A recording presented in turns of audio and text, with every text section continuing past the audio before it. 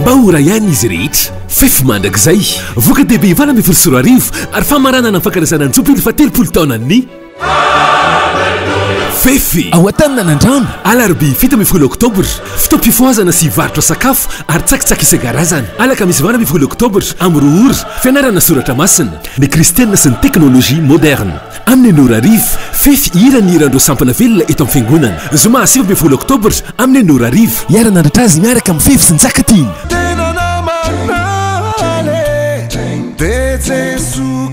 sabotsy 20 oktobra amin'ny 4 ora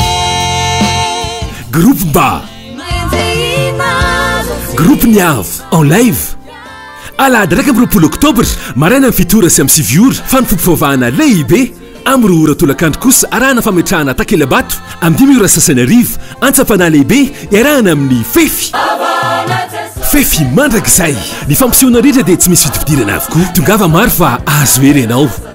aza dinonary voka dehibe ivana 24 arivo ary famaranana anjobily fa 30 taona ny fefy manomboka ny alarobia 7 oktobra hatramin'ny alahady 20 oktobra fefy mandrakizay fefy ihira ho anao fefy ivavaka ho anao fefy ery siaina avao ampitombony finoanao